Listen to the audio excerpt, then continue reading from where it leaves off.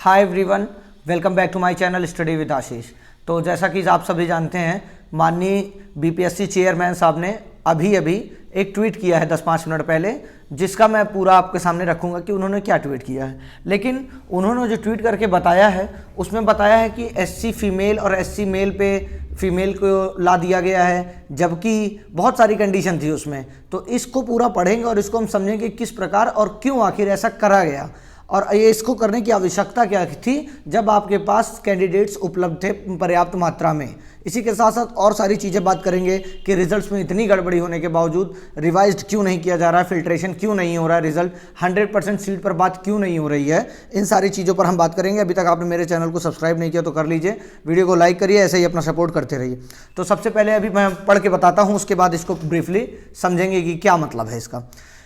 NA जो कल cut off निकला था उसमें NA का एक मतलब दिया गया था। In TRE cut off means no candidates in that reservation category was left to avail reservation in that category. देख लीजिए, for example if female SC candidates get selected with man SC and the required number of the female candidates is completed then they can not be given benefits under SC female.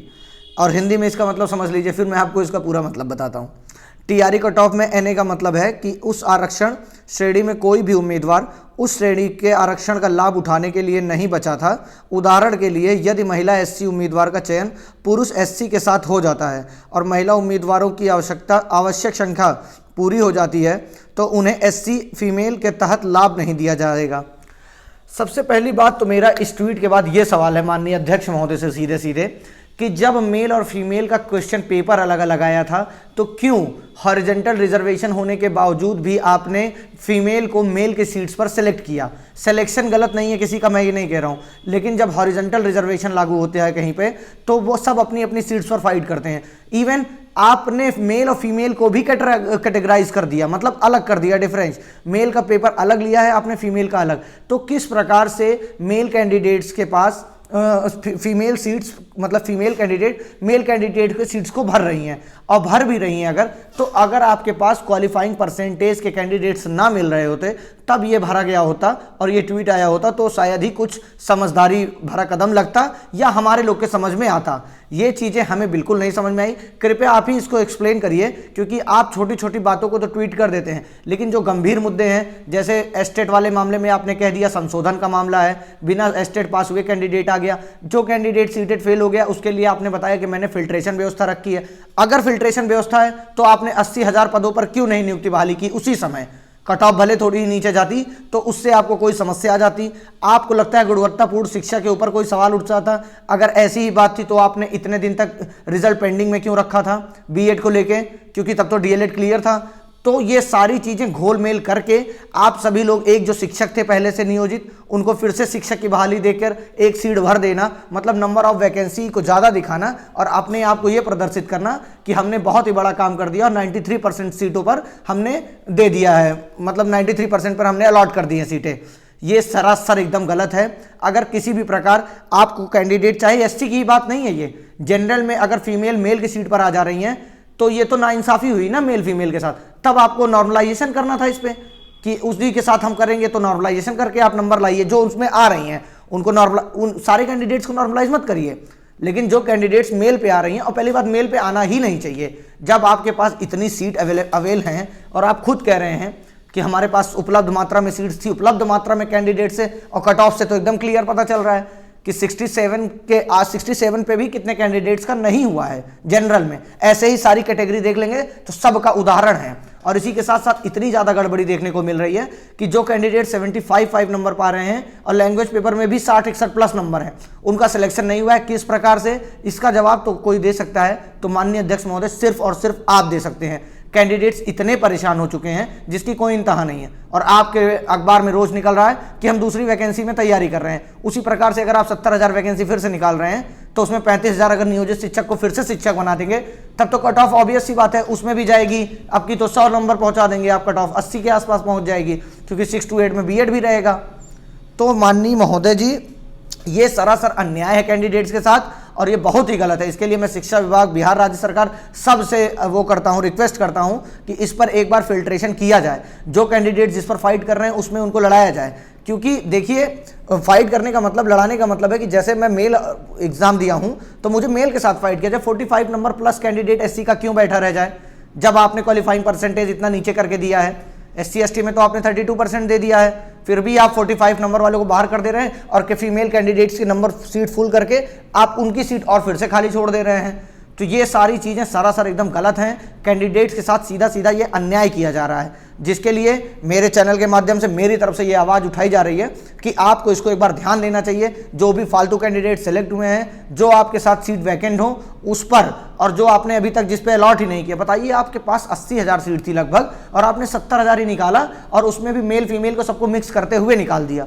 ये सरासर एकदम गलत है। इसके लिए लगातार candidates धरना प्रदर्शन भी कर रहे हैं, विरोध प्रदर्शन भी कर रहे हैं, लेकिन उनको पुलिस बल के माध्यम से आप हटवा दे रहे हैं आयोग के सामने से। लेकिन ये सब करने से अच्छा है कि आप थोड़ा सा संज्ञान में लीजिए मामला अपने और इन सब चीज़ों को फिल्टर कीजिए। क्यों नहीं सेलेक्ट हुआ कैंडिडेट? अगर आपके पास फीमेल में सीट्स बची थी तो आपको उनको मेल में ले जाने की आवश्यकता ही क्या थी? किसी भी प्रकार की आवश्यकता नहीं थी, क्योंकि उससे कई मेल्स कैंडिडेट ऐसे हैं जो कि छट चुके हैं। अच्छा स्कोर लाने के बाद 67 नंबर लाने के बावजूद भी, मैं जनरल कैंडिडेट की बात कर रहा हूं, ऐसे ही सारी कैटेगरी के कैंडिडेट हैं जो उतना नंबर ला रहे हैं कट ऑफ में, फिर भी उनका सिलेक्शन नहीं है, क्योंकि आपने बताया हमने उम्र, नाम और हिंदी के वर्णमाला के हिसाब से ले लिया है। तो ये तो सरासर अन्याय है। जो 67 नंबर पा रहा है उसका नाम से क्या ही फर्क पड़ता है, वो दोनों ही एक बराबर कैंडिडेट हैं। अगर उनका नाम जेड से स्टार्ट है और मेरा नाम ए से स्टार्ट है तो मुझे पहले प्राथमिकता मिल जाए और जेड वाले को ना मिले और दोनों का नंबर सेम रहे और आपके पास ऊपर से सीट भी बची रहे, तो ये कहां तक का न्याय है? बिल्कुल भी एकदम सरासर अन्याय हो रहा है बिहार लोक सेवा आयोग में। और इस तरह तो बिहार बीपीएससी टीआरई 2 में भी यही सारी चीजें होने की संभावनाएं नजर आ रही हैं, क्योंकि किसी भी रिस्पॉन्सिबल आदमी के सामने कोई भी रिस्पॉन्सिबल जवाब नहीं आ रहा है। जब कोई कैंडिडेट अपना OMR लेके खड़ा है, न्यूज चैनलों के माध्यम से सीधा सीधा दिखाया जा रहा है, तो क्यों नहीं पर्टिकुलर आप उस रोल नंबर को उठाकर देखकर क्लेरिफाई कर दीजिए हम लोग को कि हाँ ये कैंडिडेट्स लैंग्वेज पेपर में फेल था, इस कैंडिडेट की ये गलती थी। आपने कहा OMR में कोई गलती होगी तो हम उसको तब भी चेक करेंगे। तो OMR में भी गलती के बावजूद भी 75 नंबर पाया है वही कैंडिडेट, वही 60 नंबर पाया है लैंग्वेज में, तो किस प्रकार से वो बाहर है और किस प्रकार से अदर कैंडिडेट्स अंदर हैं, ये तो समझ के बाहर है। और 67 नंबर मैं पाया हूं, 67 नंबर एक जेड नाम से कैंडिडेट पाया है, उसका सिलेक्शन ना होना, मेरा हो जाना, ये कहां तक का न्याय है? जबकि सीट उपलब्ध है आपके पास। अभी भी आपने 10,000 72,000 आपने बोल के 70,000 सीट दिया, ऊपर से अगर कैंडिडेट्स विरोध कर रहे हैं, शांतिपूर्ण धरना प्रदर्शन कर रहे हैं, आपसे मिलना चाह रहे हैं, तो आप उनको मिलने नहीं दे रहे हैं। ये एकदम गलत है, बहुत ज़्यादा गलत है। इसके लिए मैं अपील करता हूं आप लोग को भी, अगर सही लगता है चीज़ें तो कमेंट माध्यम से इतना कमेंट करिए कि शेयर करिए कि माननीय अध्यक्ष महोदय इस वीडियो को देखें। जैसे हम लोग की सारी छोटी छोटी बातों को उन्होंने सुना है, इस बात को भी गंभीरतापूर्वक सुने कि जो कैंडिडेट्स अपनी OMR दिखा रही है लाइव चैनल पर, ऐसे पता नहीं दूर दूर के कैंडिडेट जो बिहार नहीं पहुँच पा रहे हैं या बिहार में भी रह के वहाँ नहीं जा पा रहे हैं, वो भी इसी तरह परेशान है। जो फीमेल्स घर से नहीं निकल पा रही, उनके ऊपर घर का प्रेशर है, वो तो एकदम पागल ही, उनकी पागल होने की स्थिति आपने कर दी है, क्योंकि आप मेल में फीमेल को भी जोड़ दे रहे हैं और मेल का मतलब कोई मतलब ही नहीं रह जा रहा है। पेपर इतना भी आसान नहीं था कि फीमेल और मेल के साथ एक दूसरे को ऊपर नीचे कर दिया जाए, जो जहां पे था उसके हिसाब से उसका पेपर था। बहुत अच्छी बात है, पेपर आपने लिया, ये भी बहुत अच्छी बात है, आपने सब कुछ किया अच्छे से, लेकिन मेल को फीमेल में मिला देना ये एकदम गलत है सरासर। ये मेरे तो समझ के एकदम बाहर है। बाकी जितनी भी गड़बड़ियां हो रही हैं, चाहे वो रिजल्ट्स की हो, चाहे बीएड के कैंडिडेट्स आ गए, आप एक चीज़ का बहाना लेके बता दे रहे हैं कि हम फिल्टर कर रहे हैं, इतनी बड़ी प्रक्रिया में फिल्टर होता है। ऐसे कैसे फिल्टर हो रहा है? वो कैंडिडेट्स खुलेआम कह रहा है न्यूज़ चैनल पे कि मेरा बीएड लगा था, मैंने बीएड लगाया भी था फॉर्म में, तो क्लियरिफाई कर दीजिए आप 1 मिनट में। क्योंकि जब आप इतनी छोटी चीज़ें क्लियर कर रहे हैं, एनए का मतलब आपने बता दिया जबकि उसमें लिखा हुआ था, और शायद ये ना आप क्लियर करते तो बहुत सारे कैंडिडेट कंफ्यूज ही रहते कि इसका मतलब ही क्या है। तो आपको इन सारी चीज़ों पर ध्यान देना चाहिए। जो कैंडिडेट सच में छट गए हैं किसी भी कारण, चाहे आपके सॉफ्टवेयर की गलती से या इतना बड़ा रिजल्ट था, मैं मानता हूं कि कोई नहीं चेक कर सकता, मतलब मैन पावर इतनी जल्दी नहीं कन्वर्ट कर सकता उसको रिजल्ट में, लेकिन अगर सॉफ्टवेयर कर रहा है और आपके सामने से टैग करके कोई कमेंट कर रहा है, ट्वीट कर रहा है कि सर मेरा हुआ है, इसको ध्यान दीजिए, ऐसे मेरे पास 10 रिजल्ट हैं, मैं आपको टैग कर देता हूँ ट्विटर पर कि सर इस रिजल्ट को चेक करके एक बार रिस्पांस बता दीजिए। तो प्लीज़ माननीय अध्यक्ष महोदय, आपने बहुत अच्छा काम किया अभी तक, लेकिन अब जो आप कर रहे हैं उससे ये लग रहा है कि लोक सेवा आयोग की स्वायत्तता बिहार राज्य सरकार के आगे नतमस्तक होती दिख रही है। तो इस प्रकार का काम मत करिए, किसी स्वायत्त संस्था पर उस पर आंच मत आने दीजिए, और ये आपकी जिम्मेदारी है। आपने एग्जाम लिया था, आपने एग्जाम कंडक्ट कराया था, तो आप ही जवाब देंगे कि क्यों इस प्रकार से किया जा रहा है। अरे मेरे तो ये नहीं समझ में आ रही चीजें कि जब आप क्वालिफाइंग परसेंटेज से ज्यादा बच्चे कैंडिडेट हैं, वो भी क्वालिफाइंग तो छोड़ दीजिए, कट ऑफ के पास कैंडिडेट हैं, उनको क्यों बाहर किया गया, उनकी सीट पर मेल फीमेल को क्यों एक साथ किया गया, जबकि पेपर आपने अलग अलग कराया था। आपने 50% सीट इनके लिए रखी थी, 50% उनके लिए। अब इसी 50% में उनकी सीट लाके आपने कह दिया कि हमने पर्याप्त मात्रा में फीमेल कैंडिडेट्स को रख लिया है, इसलिए वहां पर एनए मतलब कुछ है ही नहीं है। तो इस तरह की चीजें बहुत ही गलत हैं।